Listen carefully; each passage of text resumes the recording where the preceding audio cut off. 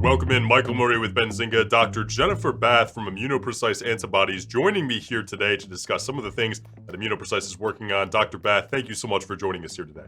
Oh, it's my pleasure. Thank you, Michael. And it's a pleasure to have you here, Dr. Bath. You have said that the IPA is the hub of intelligence. Can you talk a little bit about this IPA, how it's the hub of intelligence, and how it works this way? And then how do you integrate your technologies and that of your partners to advance this research? Yeah, absolutely. Great question. So the hub of biotherapeutics and biotherapeutic intelligence really comes from the reflection of the fact that, we bring together really everything that is required and needed to generate novel antibodies for clients and for partners, as well as for ourselves, from really the concept of the disease and the target that we're looking to address, all the way through to the point where the product is ready to move into IND-enabling studies or into clinical manufacturing. And in this process of really bringing together all of these solutions, where we really focus on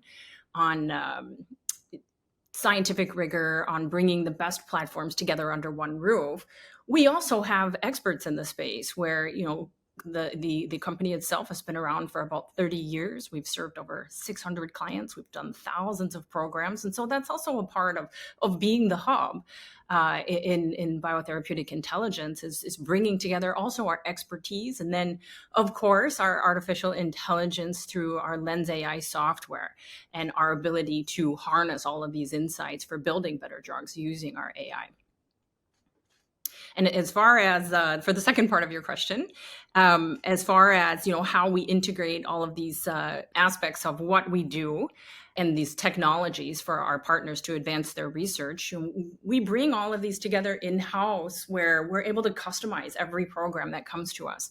And so we're very aware after working for decades in this space, the fact that there's not a one size fits all, and every program really does need to be customized. And in order to do that, we need to have all of these different options to ensure that we're putting these programs on the best path forward to ensure that the programs are getting advanced. Understood. Now, Dr. Bath, how is your work driven by your AI platform? Can you tell us a little bit more about LENSai? Yeah, absolutely. LENSai, it drives quite a bit of what we do. It's first and foremost, I think the most important thing about LENSai is that it's built fundamentally on a discovery that was made 10 to 15 years ago by the company that we acquired about 18 months ago, which is called BioStrand. And this discovery was the discovery that there are these patterns that exist both in a sequence formation, but also in a structural formation that exist across all biological information. And so the reason why that's important is the fact that it can be used to pull together all sorts of what we call disparate information, disparate data. It can pull together sequence information. It can pull together structural data, literature, all sorts of different types of data that might currently be siloed, that might be in different formats, and really harness insights from that data in a way that is impossible on other software. And there's other benefits to it without getting too into that. But those insights really help us drive insights into the therapeutics that we're developing, help us better understand the target, be able to model the target, be able to make more rapid and more informed decisions about how we approach developing these particular assets for our clients and for our partners. So that first and foremost, I think is really an important aspect of LENSai. And really seeps and integrates through every aspect of what we do. And then within our wet lab capabilities, where we're developing these novel assets, there are components in there also where the AI is integrated for very specific analyses in order to give us better insights into the potential safety and the potential tolerability of a drug, how strong it might actually bind to its target, reducing potential toxicity in patients, and these sorts of things that we're able to apply using the AI as we move through a program, so that we can help to de-risk the program, but also speed the program up, and again, provide better products ultimately to our clients and partners. Understood.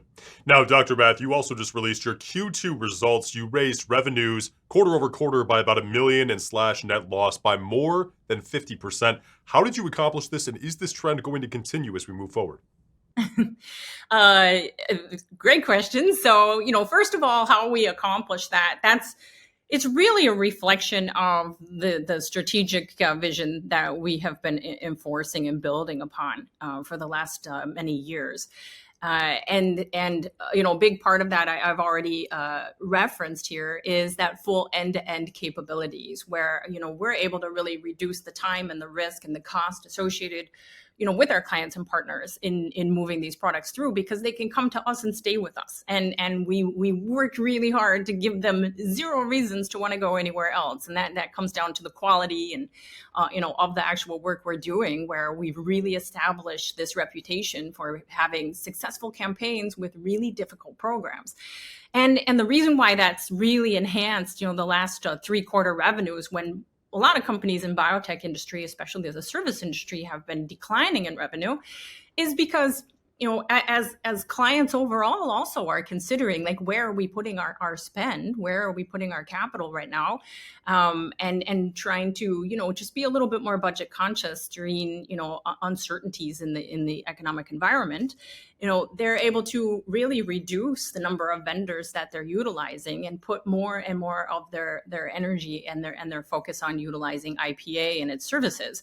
And so for us, that's just been fantastic. It's a win-win in both challenging economic situations and in good economic environments. It really solves a lot of the pain points for those pharma and biotech. So we've really been capitalizing on that, getting more and more of the wallet share of some of our larger pharma. We are now serving 19 of the top 20 global pharmaceutical companies, and we've served over 600 clients. And what we're finding with those larger clients is that they're really capitalizing on being able to bring more and more of their work to us in different types of programs.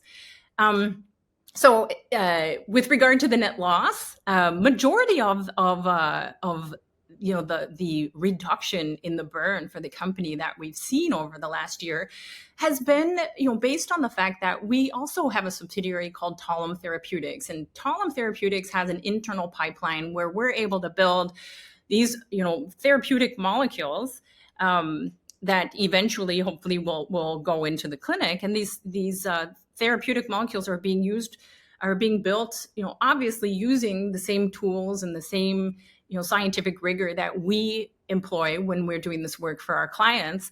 And after watching so many of our clients go on to be successful into the clinic, we realized, of course, we should be using this also, without using anyone's confidential information, of course, to also build novel therapeutics. And a lot of that investment has been put into building this pipeline over the last 5 to 6 years.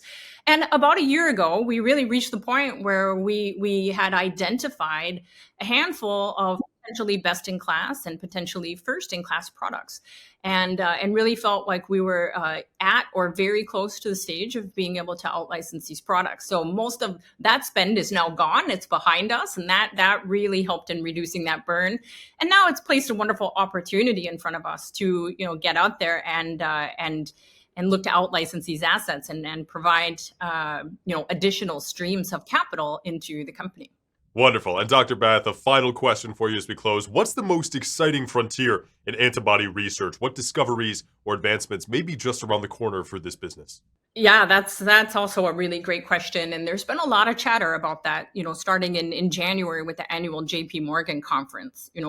What is it really looking like over the next year? Antibodies are obviously, really a hot topic right now. And I think the world became more and more aware of antibodies and what they're capable of doing and treating, especially during COVID.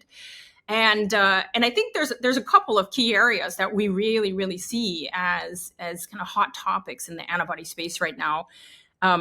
Obviously, one of the first ones we feel strongly about is the artificial intelligence and its ability to enhance both our understanding of the targets and also the development and the safety of these potential therapeutics. There's 2 other spaces, though, that I think are really gaining a lot of momentum right now. One is what's called an ADC, an antibody drug conjugate, where a drug is attached to an antibody.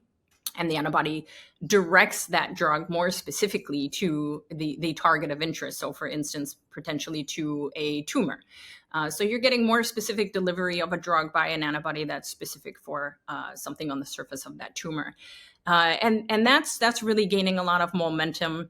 And then the other area, which we've spent quite a bit of time investing in the last 1 to 2 years, is what's called bispecifics and multispecifics. And these are antibodies that instead of binding to just one target, they're able to bind to 2 or more different targets. And those can be used in a variety of ways and for a variety of different reasons. But overall, the belief is that this also is a way to provide us with safer and more specific drugs for treating more complex diseases, in particular in the oncology space. Fantastic. Dr. Jennifer Bath from ImmunoPrecise Antibodies, thank you so much for joining us here today, talking us through some of the advancements you've seen recently, your Q2 results, and some of the other things we can expect to see in the future. Been a pleasure having you with us. Thank you so much. Thank you, Michael.